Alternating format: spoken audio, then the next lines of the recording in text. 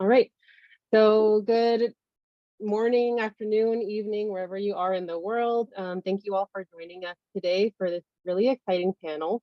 It's part of a series that Dr. Natalie Williams Awodeha, Dr. Lesley Shawler, and I are kind of running. And so our theme or topic for this month is health, physical fitness, and nutrition. And this project is funded by the Society for the Experimental Analysis of Behavior, the educational grant that we received. So I will go ahead and get started. Okay, so this is kind of a little overview of how we're going to spend our time today.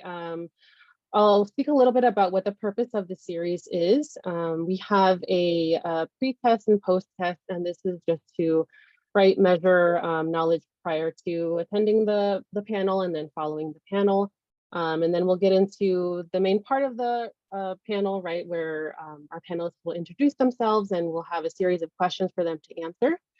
And we'll have time at the end for a question and answer kind of segment. And also, and this is kind of part of the purpose of this series, is we have a raffle for any students who are interested in applying to graduate school. The raffle, if selected, the students will basically have their application fee waived for whatever school that they are applying to. So that is a little agenda. So to kind of go a little bit over the purpose of our ABA Beyond ASD series, our hope with these series of panels is to expose students at their undergraduate and graduate level to the different applications of behavior analysis beyond autism spectrum disorder and related developmental disabilities. Right, we've a lot of our work is in those areas, but we also have extended our outreach to other areas as well, such as health, physical fitness, and nutrition. And more importantly, part of the purpose of these panels is to introduce students or anyone who attends to the different leaders in these various subspecialties. So if people have any questions or would like to reach out to us, there's our contact information. And we're all faculty at Southern Illinois University. Okay, I believe there should be some links in the chat for the pre-test. So if everyone could please take the time to fill this out. You could use your phone to scan the QR code that you see on the screen, or there should be a link in the chat for you to access. And one more kind of housekeeping item is if you are a student who is interested in applying to graduate school and would like to enter into our raffle, this is the QR code displayed on the screen, and I believe it will also be in the chat for you to access as well. All right, so in the interest of time, I will move to sort of introducing our panelists. So the first question is for them to share a little bit about themselves. So today, we're so excited to have Chauntae Gold, Dr. Antonio Harrison, and Dr. Julie Slowiak with us today to share about their experiences related to the application of behavior analysis and health, physical fitness, and nutrition. So as the first question, and I'll kind of go through the panelists and maybe call on them. So the first question, and I'll start with Chauntae, is please share a little bit about yourself. So maybe how you got into the field or maybe into this area of behavior analysis. My camera was off, or my mic was off. Thank you so much for inviting me on here. I feel very honored. And yeah, I mean, how I got into the field, I mean, it's the story that you hear most common. You just kind of stumble across it. Before I came in behavior analysis, I was a makeup artist for like 8 years, and I decided to advance in my career, pursue ABA. I first applied for school psychology, and once I was in that program, I decided, it's not really for me. And I was working at an autism clinic, and I solidified my decision to pursue ABA at that point. But all throughout grad school, I was very connected to my health and my nutrition, and I go to CrossFit, and I was really into just learning about nutrition at that time. And so I got really fascinated with merging behavior and nutrition science together. And so I had really strong dreams, I guess you could say, to, expand in this area after I graduated. And I had a really good friend in the powerlifting world, and she wanted to do some collaboration works together after I graduated and got my BCBA. And so that was kind of like my foot in the door when it came to merging the two together.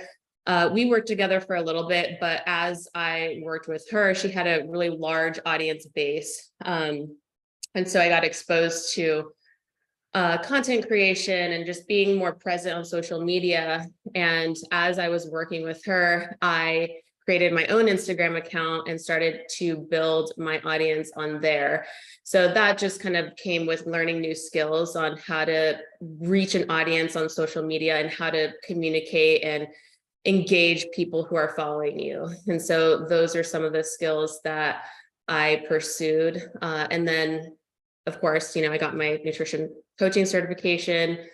And then I learned how to build a website and market myself. And then I built a client list of my own of 30 clients. And then, and then with that, it's like learning how to manage a business. And I hired my first assistant coach about 1.5 years ago. And we just kind of, exploded after that. She has been a really great asset to the business. And she's also a BCBA. And right now I have 2 assistant coaches. We're serving about 150 women, and we're growing really, really fast. So that's where I'm at now. Awesome. Thank you very much. Dr. Harrison, would you like to share a little bit about yourself? Yeah, sure. First, thanks for having me. Second, I love the fact that Julie, Chauntae, and myself all look like our pictures. I thought that was pretty cool. I've been an athlete all my life. I started playing organized sports at the age of 3. Ended up playing college football and doing really well with the prospects of turning pro until my senior year. And I had a really bad knee injury that just ended sports. And I had a psych undergrad degree. And when I came home and finished physical therapy and rehab about 2 years later, before I could walk or run again, I always loved school. And so I wanted to go back, and I reached out to my favorite undergrad professor and asked him what he thought. And he always said, you loved observing individuals and, being keenly aware of their behavior. You should check out this thing called behavior analysis. And so I looked it up. It just made sense. It's the science of common sense to me a lot of times. And so from there, I went to grad school, and I had never heard of a diagnosis of autism before in my life, but everyone in my classroom was working at an autism agency. So I tried it, and it wasn't really my cup of tea. And I'll never forget I want to say it was like the 3rd semester of grad school. They started to just say, you guys should start thinking about your master's thesis and what you're going to do. And if you're moving on to do a dissertation, you should start thinking about that now too. And my advisor at the time said, whatever you choose, make sure you love it, because you are going to invest so much time into it. And at that time, I had just been named the head varsity football coach for a high school.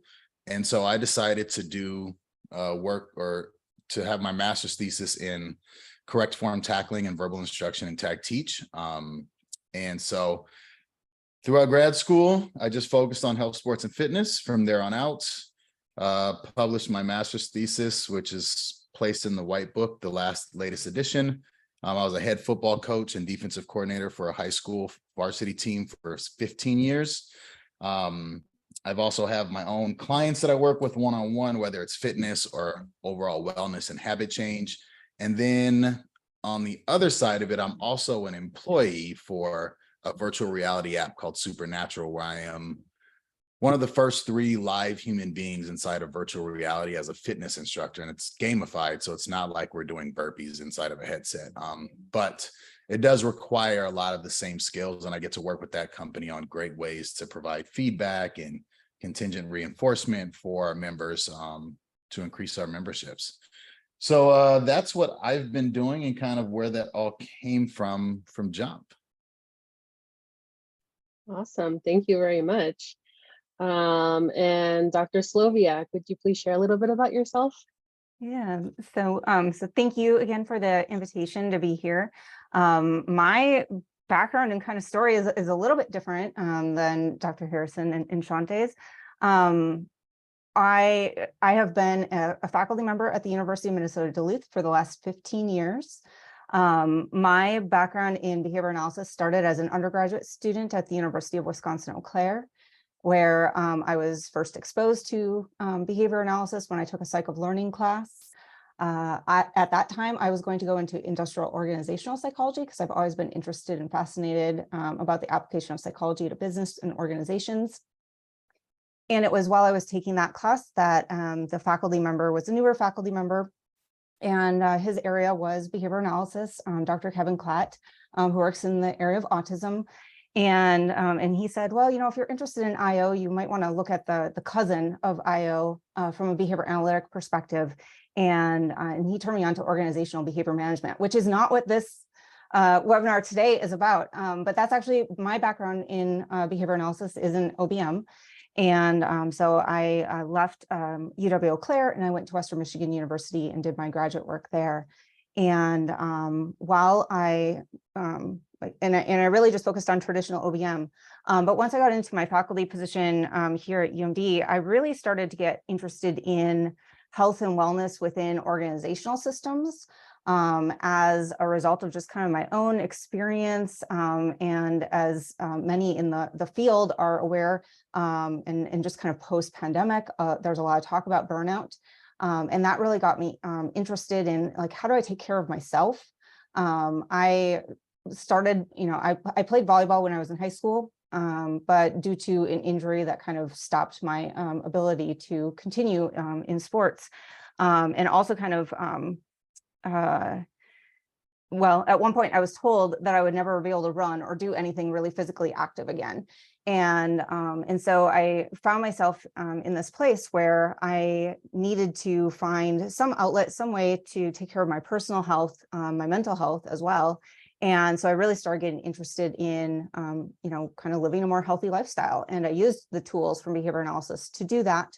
And so really as kind of a, just kind of a merging of my personal interest in health and fitness and my background in behavior analysis, I started to connect with others in the field. And I can't remember which ABAI conference it was, but I found out that there was a SIG for health, sport, and fitness, and got involved with that network of individuals. And so I currently, and have been since 2018, I'm the executive director for the Behavior Analysis and Health, Sport, and Fitness SIG. And really have been trying to just grow visibility and awareness within the field, similar to kind of the purpose of this webinar today, to let people know that this is an area and a niche within the field, that there are opportunities for behavior analysts to move into, even though the path to get there may not be as clear cut. So I do have, outside of kind of academia, I do have my own coaching and consulting company where I do some OBM work, but I also work with individuals on kind of professional self-care, personal self-care, so kind of healthy lifestyle, habit change. And we also have kind of a part of the business that is focused on sport performance consulting.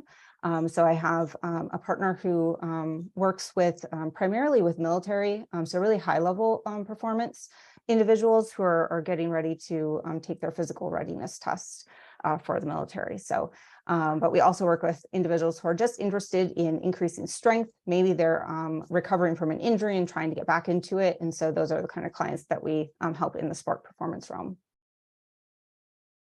Great, thank you so much. And it's always so exciting and interesting to hear about everyone's kind of journey in the field and how they got to the point where they are. So thank you all for sharing.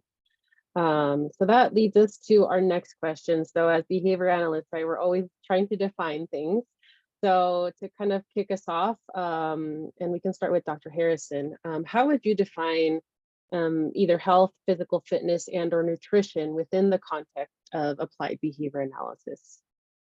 Well, I think the first thing as students in behavior analysis and future behavior analysts, one of the things you have to do is get your mind out of the idea that autism is synonymous with behavior analysis. It's simply not. It is a avenue in which we have found a way to make an impact, but also secure a paycheck.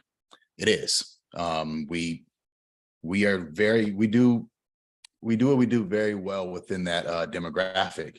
However, knowing what behavior analysis is as a philosophy of the science of human behavior, health, physical fitness, nutrition, all require very specific behaviors for you to engage in. So everything that you learn inside of your textbook in your classrooms with your teachers, all of it can be applied in any context where behavior is occurring.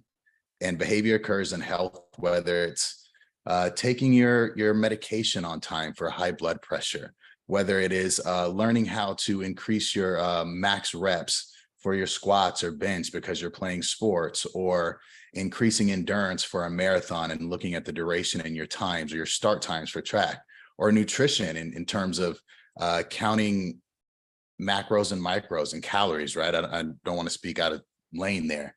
So what it is taking a look at all of the different behaviors that encompass health, sport, or fitness and nutrition, and just taking the concepts and principles of the science that we have and applying them to those. So it's nothing new. It's just taking you have to take a look at it from the scientific perspective and the philosophy and concepts and principles, as opposed to the application of individuals with autism. All right, thank you. Dr. Slowiak, anything to add there? I don't know. I think Dr. Harrison did a really great job describing this area of practice. One thing that I will add is that within the field, there's kind of another I would call kind of a cousin or a related niche in behavioral medicine. And that's where they tend to work with more of the chronic diseases and, smoking cessation, addiction, and those types of things. And so in terms of, thinking about like what's under the scope of health with regard to the health, sport, and fitness SEAB, for which I'm the executive director, we tend to talk about more kind of, general health and physical fitness and things that are kind of outside of the healthcare system. And so just like knowing though that there are kind of those two avenues, and the application is going to be the same, you're just working with kind of a different demographic.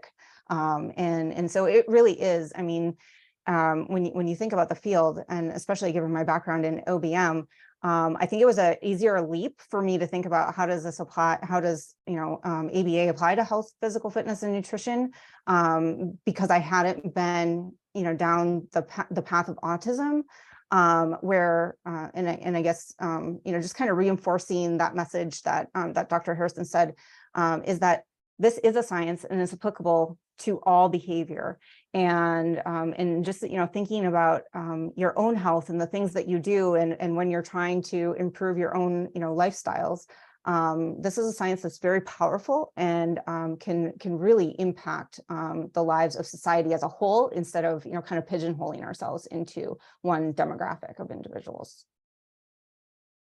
All right, thank you. Chauntae, anything to add to this question? Thank you for letting Dr. Harrison go first, because I think, both Julie and Dr. Harrison explained it perfectly.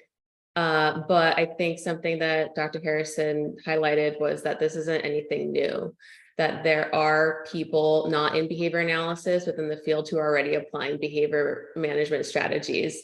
And so with that, and that was like one of the things that I learned very quickly. And I actually had a really hard time transitioning into this niche, because I was trying to take the traditional model of ABA into this field. And I started to find out that, it doesn't always apply the exact same way. And the more that you work with individuals, you're going to have to modify things according to what is meaningful for them and what is going to help them succeed the most. In my experience, what helps people the most is really unpacking their emotions and their private events when it comes to food and their body, and their learning history when it comes to all of these things. And so, integrating more of that like ACT, acceptance and commitment therapy, into their coaching program is also really helpful. And I know that is, an extension of behavior analysis that is probably, I would say, the most powerful aspect of behavior change from what I've seen in the field, in this niche here as well. I don't know if that answers your question, but No, it did. Thank you. We appreciate your perspective. And as a little plug, because I know you mentioned ACT, acceptance and commitment therapy, our previous panel focused on clinical behavior analysis, which ACT falls under. So if anyone's interested in checking that out, you can reach out to us and we can, I'm sure we could drop a link in the chat for people who want to catch that recording. Okay, so this next question, the three of you might have already kind of answered this when you shared a bit about yourself, but maybe to kick us off, Dr. Slowiak, what populations do you typically work with in this area of health or physical fitness and or nutrition? And what settings do you typically work in? So all of the clients that I work with them remotely. And I'm working with adults who most of the time for the particular clients that I will work with are sometimes they already are burnt out in their profession, and they're looking for ways to improve their health, or just like make time for themselves to they put so much time and energy into their professional self that they kind of let their personal self kind of fall to the wayside. And so they're trying to get back into, eating healthier and being more active. So I've worked with some of those individuals. And then, like I mentioned, we do work with individuals who are kind of more high level performance, who are getting ready to pass their physical readiness test for emergency services and military. And we work with quite a few individuals who have nagging injuries, because that's an area of just kind of a specific area of interest for both myself and my partner.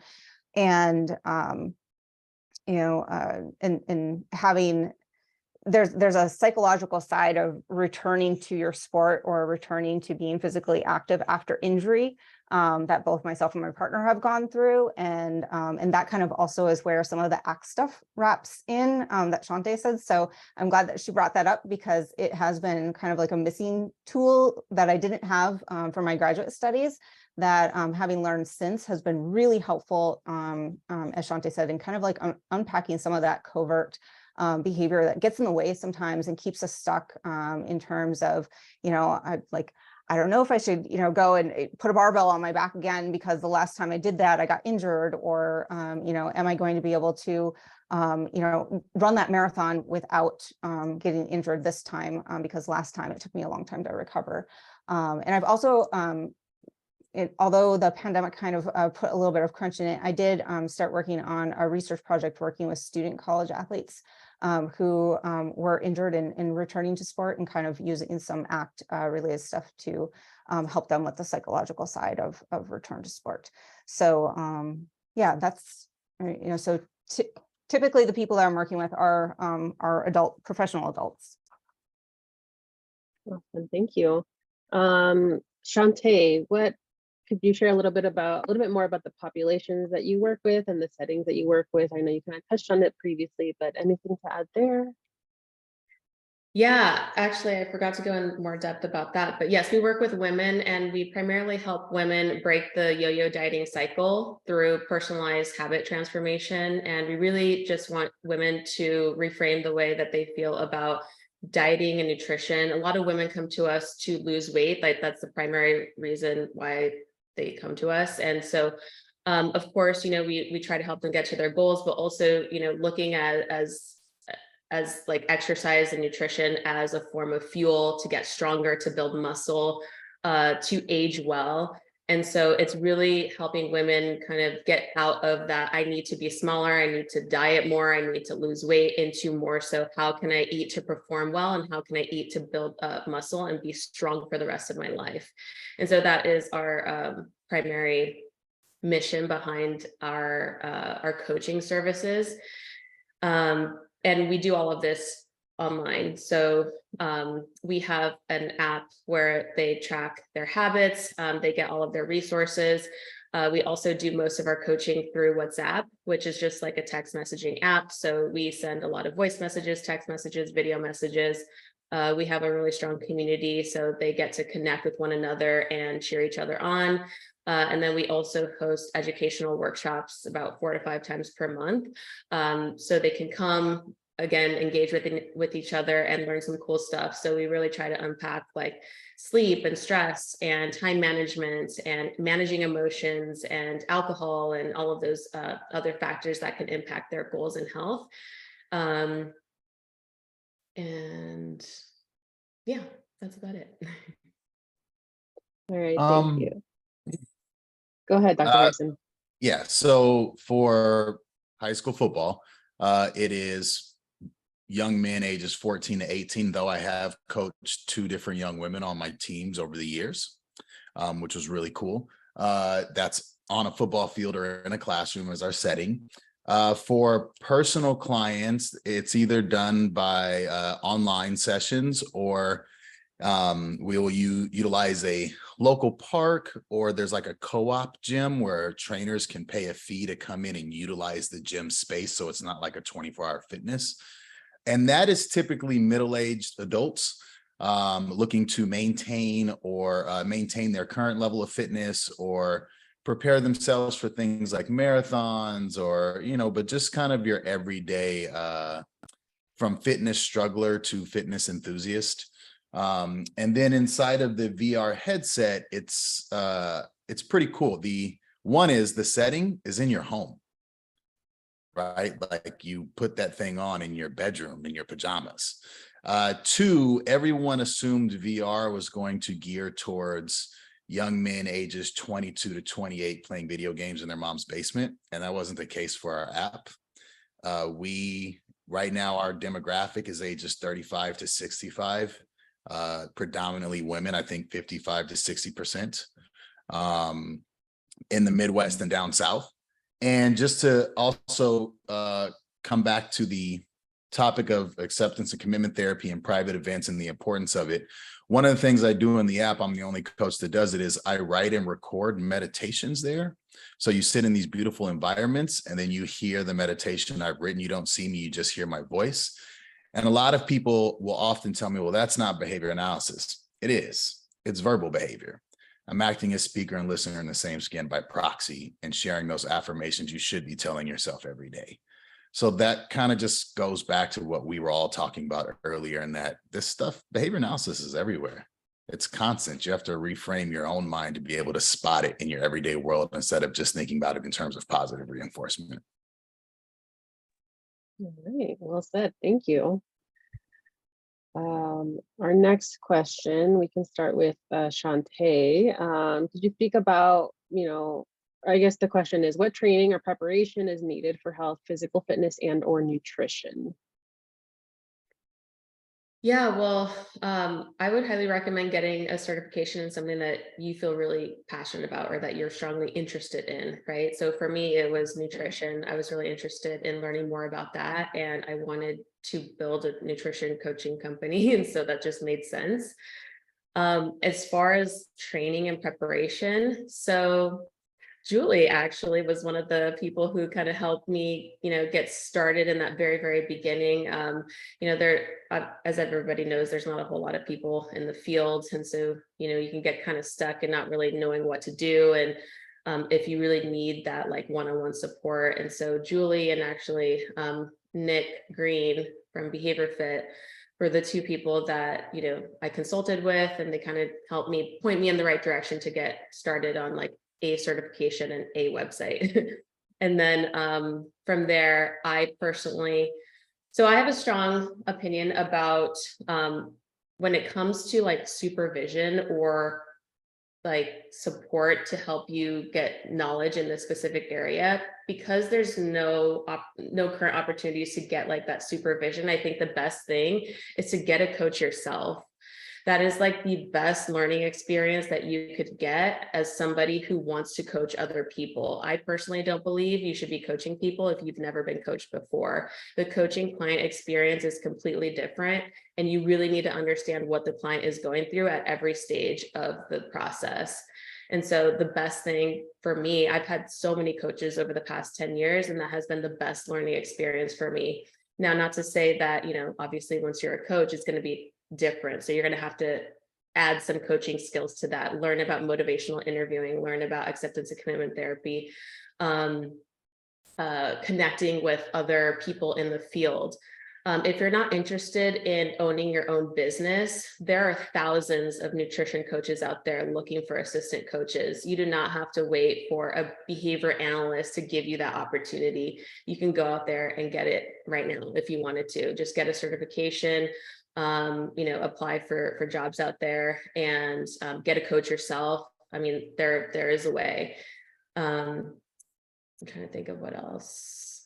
Yeah, I would say, start with a certification that you're passionate with, and get a coach and expose yourself to a wider audience outside of the field. That's another thing too, like get out of the bubble of behavior analysis, expose yourself to other fields, get into environments where people of different professions and different areas of expertise are, because that is what's really going to help you expand and share the message of behavior analysis in that way.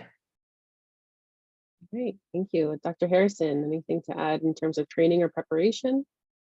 I think Chauntae did a really good job of talking about it. And my big one is harping on is stop talking to behavior analysts about behavior analysis. We know it already, right? Go get out there and see the rest of the world.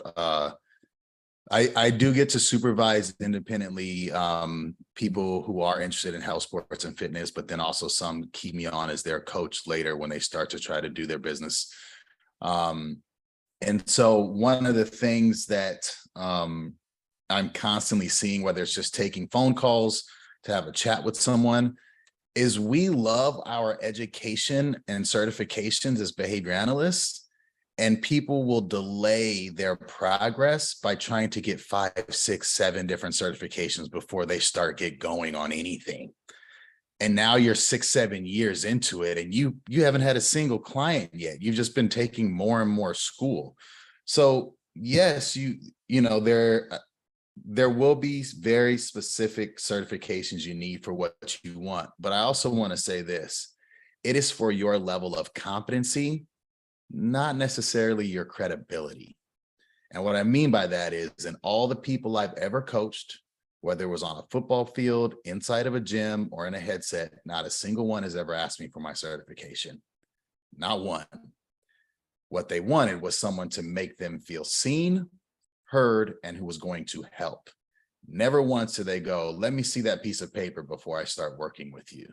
So get the thing you need so that you can be competent and keep your skills up, but get out there and start working. If you want to be in sports, go start coaching at the local high school, the local YMCA, become an assistant coach. You want to work in fitness, go take a job as a front desk person in a gym for 6 months while you sit there and observe and pay attention and soak in and ask questions. You, like Chauntae said, you want to work with a nutritionist, they have tons of assistant coaches, and you can bring your skill set to the table. And I guess that's the last thing I'll say about it in terms of that preparation. You cannot go to LinkedIn or Indeed and type in behavior analyst fitness coach. It doesn't exist. You need to just look up the job you're looking for, fitness coach, and then you show up and apply for that job or whatever it is, and you bring your behavior analytics skill set to the table. It's extra ammunition you have. But if you're looking for that job title, you'll never find it. It doesn't exist. Can I also add something to that? Dr. Harrison brought up such a good point about, people don't care about your certifications. And that's something that I've learned as I've, brought clients into the business. In the beginning, I would always talk about my BCBA. I would always talk about my BCBA and my schooling and my hours, and their eyes would glaze over. Like they don't care. I just about a year ago, I just stopped telling them my certifications. They just want to know that you could solve their problems. They don't care about your certifications, and they want to feel connected to you. They want to feel like they can trust you. They want to feel like they can relate to you. And so this is another thing too. If you are looking to be an assistant coach for a coaching company, you have to be on social media. There's nobody that's going to hire you who you're embarrassed to talk on stories, you don't want to post, you don't want to be seen. That's just bad business for the entire company. And so getting exposure and getting comfortable being on social media, creating content, talking on your stories, that's another thing. That's what's going to really help people see that you can help them. Show off your coaching skills on social media. And so that would, that's also another great selling point, because coaches are going to go to your social media and look and see if you can actually carry the business and bring clients in that way. Okay, and Dr. Slowiak, anything to add to this question? Yeah, I'm just trying to think of what I can add that hasn't already been said, because they've given a lot of great advice already. And I do think, anybody who knows me knows that I always recommend reading outside of the field. And so it kind of goes along with that theme of, like you already know behavior analysis. Behavior analysis is what's going to make you unique in health, physical fitness, and nutrition, like having that kind of that very high level understanding of the field of behavior analysis and how to systematically apply the strategies and the science that we have. But nutrition science has been around longer than behavior analysis has. And there are journals full of the research outside of the field of behavior analysis in these areas. And so one of the things that I've done in, making sure that we're reading, we're understanding what is going on outside of the field is doing, monthly journal clubs. So if you are a behavior analyst and you are certified and you're, trying to figure out how to, keep up your continuing ed, if you're going to continue to maintain your BCBA certification, and you're looking for, look for CEUs that are going to allow you to continue to grow in these, in the area of health, fitness, and sports. And read outside, and then read it through your behavior analytic lens. That's one of the things that we always do when we have journal club. We're reading and we're talking about it through from our behavior analytic perspective, which is a lot easier to do than the other way around. And then, to Chauntae's point, talking about your BCBA, well, one, there are some kind of ethical things that have to go along with, how you're marketing yourself. You're not marketing yourself as a BCBA. You're marketing yourself as a nutrition coach, as a sport coach, as a personal trainer. You have a background in behavior analysis. You have that educational background, but what they want to know is, how is that going to make you a better coach than the person next door who they might be able to hire for half the cost? So use kind of the behavior analytics skill set to set you apart from other professionals in the field, because one of the things that is different about the fields of health, physical fitness, sport, nutrition outside of behavior analysis is it's not highly regulated, except for nutrition, which is very state specific. And so if you are thinking about going to nutrition, make sure you look at state laws. But anybody can call themselves a nutrition coach. And so you really, like, to Chauntae's point, learning kind of the business side of things, how to be present on social media, how to build a client base. Those are going to be skills that are going to be really critical to your success, especially if you're going to kind of go the entrepreneur route versus working for an established company.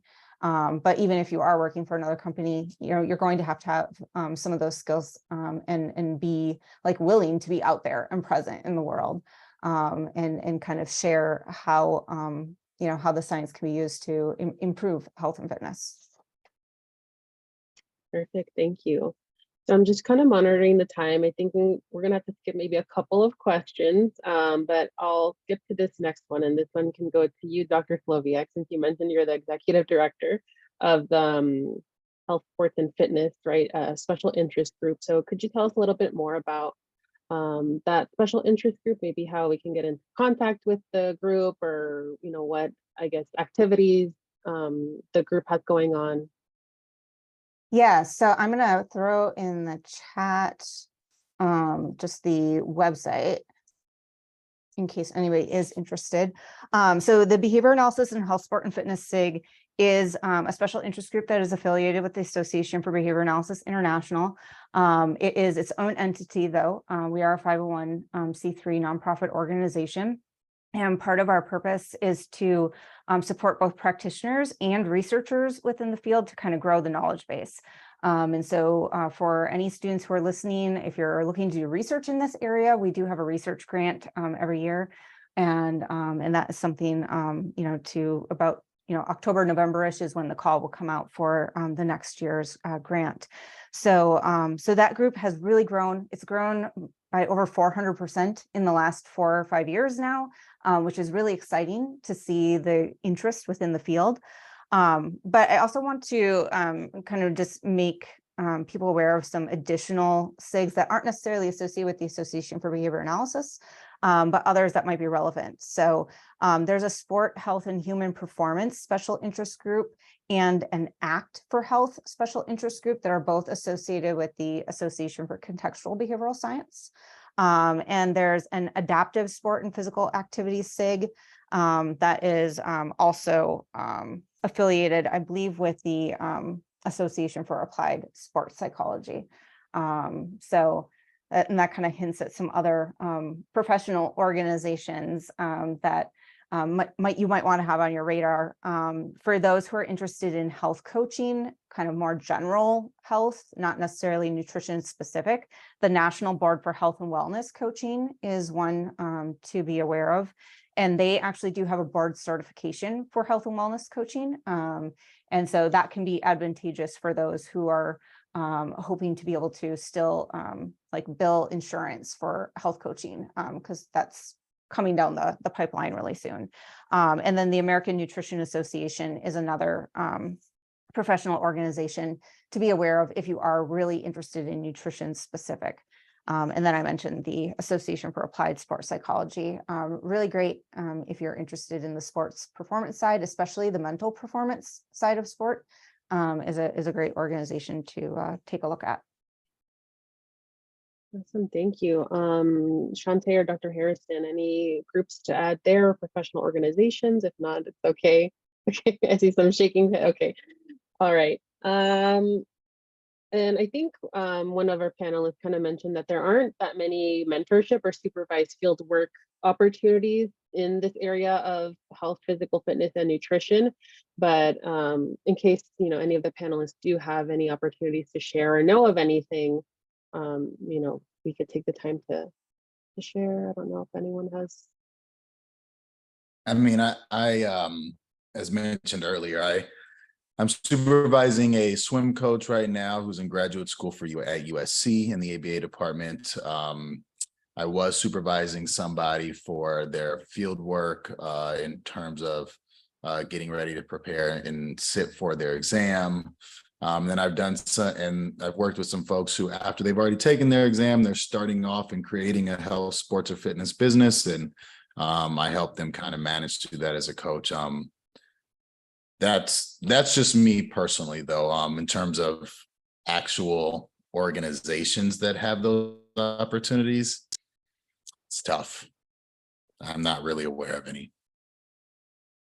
Okay, thank you, Chauntae. I believe Kurt Kirby from Team ABA, he has a pretty strong supervision fieldwork program specifically for students or anybody interested in expanding in this area.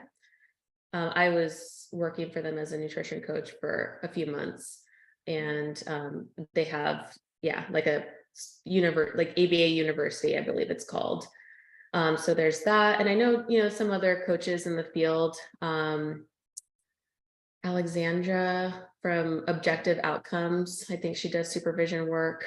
She's a personal trainer and nutritionist. And then, oh no, what's her name? I think she works in Sarah, you know her, Julie, right? Sarah, she does supervision work for intuitive eating, is that right? Yeah, Sarah Burby, and she's also a national board certified health and wellness coach. So she would be a great one to reach out if anybody's thinking about going down that route. Did we already say Mallory Quinn? Mallory Quinn? I think it's ABAI Sports Innovations. She's down in Florida, and I know that she also has done some offers some mentorship, business coaching, supervision type opportunities. I don't want to cut you off. Did you have other ones that you were going to say, Chauntae? Oh, no, not really. Go ahead. One of the things that that we have done through the SIG though is if people do reach out, we try to, you know, kind of figure out what their interest is, and if we do know practitioners working in the area. In terms of like entrepreneurship, kind of business coaching, one thing that I'll just throw out there because it's a free service, and I know Sarah Burby actually did reach out and kind of use this survey. It's through the Small Business Association in the US here. It's called SCORE Business Mentoring, and it's a free like business mentoring. They kind of figure out what you want to do and they match you with somebody, and you know, if that first match doesn't work for you, you can find another person. I think, you know, she started there and then like hired a different business coach at some point once she knew that she needed more specialized business coaching. But if, you know, I have heard from several people who have gone off to like, you know, grow their own businesses, that having a business coach can be really, really beneficial. Yeah, I'll second that. Highly, strongly recommend again that you get outside of the field, because there's so many people who have so much knowledge when it comes to growing and scaling a business. I'm currently in a business program called NLCA, which is a business program specifically for nutrition and health coaches. They have different tiered programs. So nutrition and health coaches who really just want to get to their first 10K per month, and then nutrition coaches after they reach that level, then scaling 10K and above. And so it's just so amazing having like a support group and just people who have already done it, teaching you and giving you all of the tools and resources that you need. And so again, I highly strongly recommend that you look outside of the field. And I don't think I would have grown this fast in a short period of time if I stayed looking within the field, because there's not much there yet. We're doing it though, slowly but surely. Awesome. Thank you all for that. And so I'll skip to this last question, and maybe we can start with Dr. Harrison. What advice do you have for students who want to pursue health, physical fitness, and or nutrition? I got a ton of advice, but I'll keep it short. Just a few things here. One is know the clients that you're dealing with. I had to learn very fast that with a football team of 40 kids, some need a pat on the back, some need a kick in the ass, some need to be left alone, and some need a combination of all three. And I have to be aware of who my client is, my player, in order to get the best out of them. Also, I remember I had a group of ladies during the pandemic when we trained at the Rose Bowl so everybody could be distanced, and they were all teachers. And I remember one day I was like, you know what? I'm going to really ramp up the visibility of some of my behavior analytic principles and like create these different contingencies. And I'm going to provide them choice for workout and had all this whole big plan showing up. And the moment I offered a choice, they all just had this blank stare. And then one of the ladies was bold enough to, just because we had such a good rapport, go, we make decisions all day, every day. We come here to be told what to do. And that was an eye opener for me. So understanding that you are seen as the expert. The other one is know the language, please. Even as someone who's a BCBA-D, if you walked into my football coaching office and said, I can utilize contingencies of reinforcement, break down skills into a task analysis and shape successive approximations and make this the best team ever, I'd go, okay, cool. Draw me a 3-5 cover 0 defense on the board against a spread offense. If you can't do that, you can't work with me, right? We want them to know our language so fast, yet we haven't taken the time to know theirs. Know their language leads me to my last point, which is be a person first and a behavior analyst second.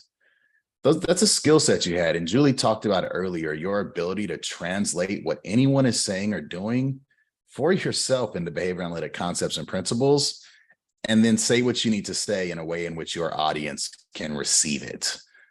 So be a person first. We all have a barber or a stylist, not me anymore, but we did, that you go to, but I bet you there's one who's 10 times better that's even closer, but you go to your barber or stylist because you like them.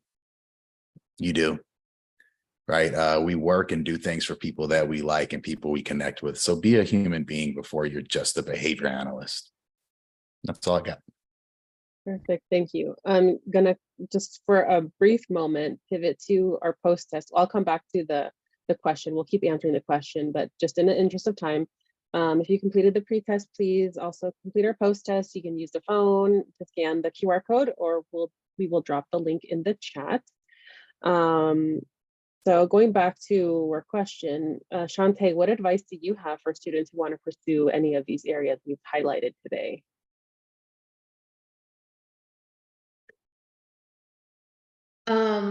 I mean, Dr. Harrison said everything really well. I would say, yeah, try to learn how to connect with people on their level and learn how to work with a variety of different personalities and understand that not everybody is going to need the exact same protocol and the exact same type of help. So be flexible in your approach, be patient.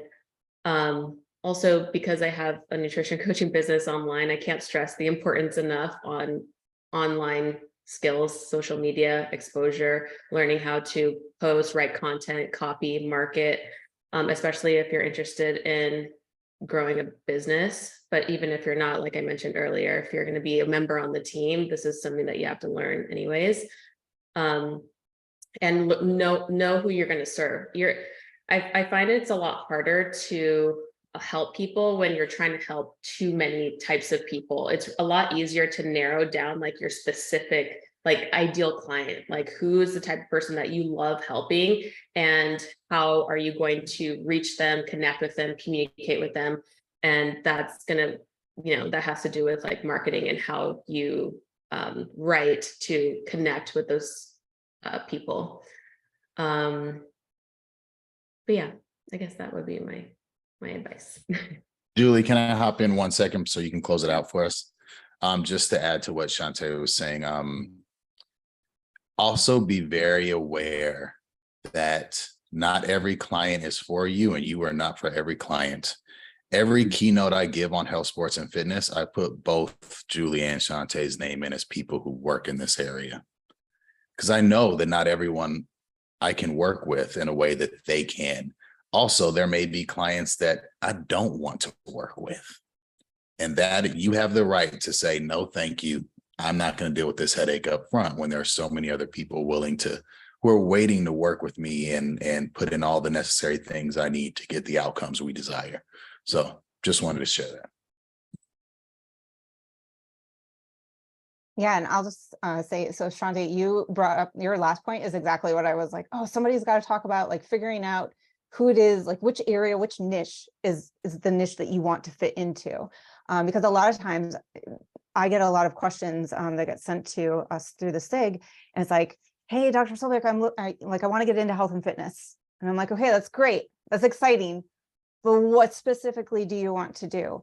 And so I think just, as a student, you're at that point where you're trying to figure out where you want to go, getting involved and talking and networking with people in the field who are working in this area, finding out, which types of clients that they're working with, what it's like to work with that particular type of client. I mean, I know that there are people in the field who are specifically working with, mothers or working professionals, working with people who are at a certain age, for ourselves, really wanting to focus on those who are looking to do high level sports performance type competitions or work.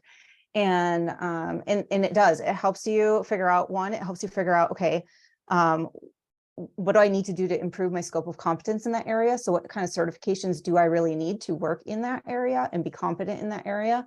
But then it also really helps on the marketing side, because if you're just trying to say, oh, we do health and fitness for everyone, one, that's going to cause you to, like the amount of content that you're going to have to create to reach everybody, like you're not going to be able to have a solid, cohesive message when you're trying to market yourself, your services, and relate to the people that you want to serve.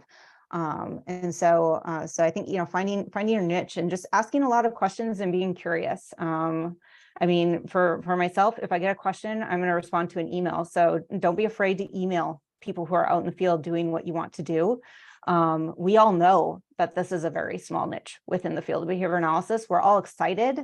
That's why we're here, because we're excited that you want to go into this area. And so we want to help put you into contact with those who are going to be able to best kind of mentor, supervise, or at least just, sit down and have a conversation with you about what it is that we do and how we got to where we are. Thank you all for all the wonderful advice. So we will now move on to, we've been monitoring the chat, and I don't know if we've seen any questions come up, but if people do have questions, I don't know if people can unmute themselves. If not, definitely use the chat. So while, maybe if people have questions, while people type them up, we are also working on a resources page related to health, physical fitness, and nutrition. So it has things like the health, sports, and fitness SIG. I think I saw some links to podcasts, things like that related to the topic. So we will send the link, but there's a QR code here if you want to access it now. We'll send the link over to everyone who registered. Okay, Dr. Williams Awodeha just said that people can unmute if they have questions. And we have a link to the post test in the chat as well as the raffle. And so I see a question from Pablo. So question is, do people expect the specialist to be an example to follow, or do they expect him or her to tell them what they should do? Dr. Harrison, I saw you unmute. Yeah, it's interesting in the VR world because it's an older demographic. A lot of them sometimes wish that more of the coaches did look like them, right? However, I could tell you personally from playing sports and working with coaches, I hated when my strength and conditioning coach would try to yell at me to run and it didn't look like he had ran in the last 15 years, right? So it really depends on that person's history of reinforcement, right? For me, if I'm going to work with someone, I want them to have been there and done that. But some people feel more comfortable with someone who's in a similar situation that they are, but who's striving and just taking the step right before them, so, but that's my personal feel. Okay, thank you. Chauntae? Yeah. I would have to agree. I mean, the coaches that I've always invested in is coaches that I want to be like, coaches who inspire me, coaches who know more than me. And a lot of times that is with, their level of expertise, yes, but it's also like how they present themselves, how they market themselves, how they connect with their audience. I mean, as you guys could probably tell, I'm really big into social media and like reaching people on social media. That's how I find all my coaches, and that's how people find us. And so that's like one of the connections that I've kind of seen every time I invest in a coach. It's like, I want to be like you. Here's my money. Help me be like you.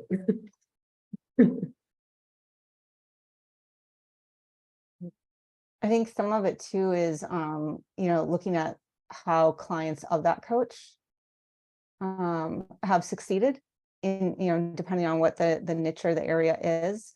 So for us, it's, sometimes clients will say, well, how many of your clients have passed their physical readiness test to get into the military? Like they want to know kind of some of that data on outcomes, in addition to kind of their own personal experience. And at one point I had a coach because I decided to do a figure competition. And, so did my coach look like she was going to step on stage? No, but she had done it before. And she was also, working with other clients who I saw were also successful. And for me, it was important to know how she supported her clients post-show. For anybody who's been in the bodybuilding world, there are some kind of eating, nutrition related things that can happen as you're prepping for a show like that, and making sure that coach is going to be supportive. So that's another thing just to kind of think about in terms of what people are expecting. And I do think that some are expecting to also just be told what to do, because like Dr. Harrison was saying, I've definitely been that person, because my husband actually like writes my programs for me. He's like, why don't I just teach you how to do this? And I was like, no, I have to my mind and all my cognitive energies are being used elsewhere. You just write me the plan and I'll follow the plan. And so it is, going to be kind of dependent on the client and really getting to know them and what their needs are, and if you're the right coach for them, if that's what you want to do. Thank you. So before we answer the last question I saw pop up in the chat, I'll briefly orient us to what's on our, our screens. These are the rest of the topics that we're going to be covering with the ADA on ASD series. So we're going to go all the way through October. So these are the topics. Here are, you can follow us on social media for information on how to register for the panels, who the speakers will be, right? All of those things. So to the panelists, there was a question for potential supervision opportunities. Are any of you licensed in the state of Arizona or Utah?